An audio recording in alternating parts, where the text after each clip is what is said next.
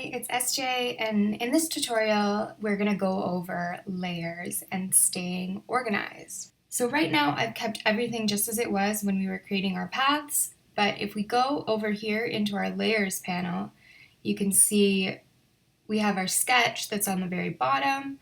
We have our paint layer, and I've actually separated them out so the neck is on one layer and the head is on the other.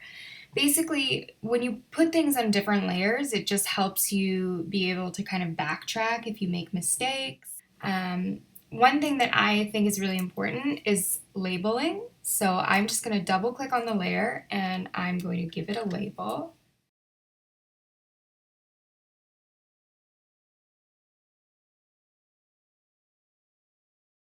Also, the order of your layers is important. So right now we have the sketch on top, the neck in the middle, and the head in the bottom. The placement of these is really important, and that's why labeling is also really helpful, because if you get confused where things went, sometimes it gets a little bit confusing. If you hit the eye also, you can turn things on and off so you can see where you're at. To add more layers, you're just going to hit this plus button, and as you can see, it can start to get really crazy really quickly.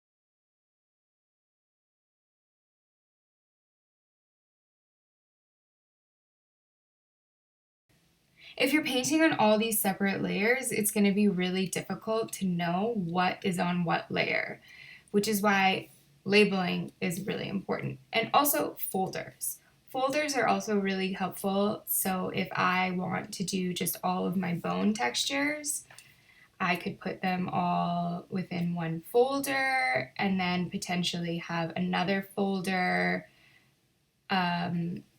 for soft tissue and another folder if I want to layer up and start doing like vessels and things like that.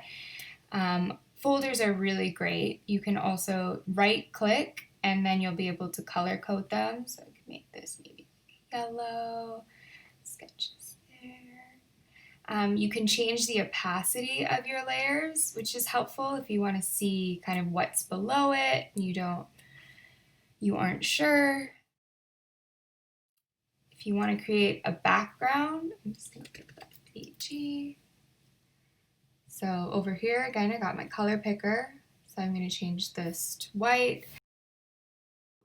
This is your main color that you're going to be painting with, and the background color is actually what will end up being erased to.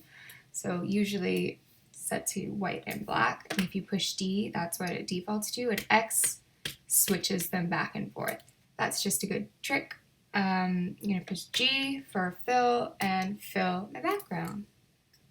Yeah, so that's turning layers on and off. You've got your folder structures that you can use, making sure that when you add layers, you label them.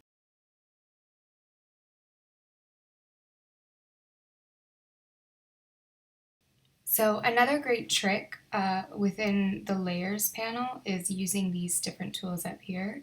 So you can actually lock the layer, which is going to be really important when we go into our brush section and really start painting. But for now, it makes it so that I can only paint where there is already paint, which is helpful when you've already created your base shape that you want and you don't want to start painting outside of the lines, for example. It makes coloring within the lines a lot easier.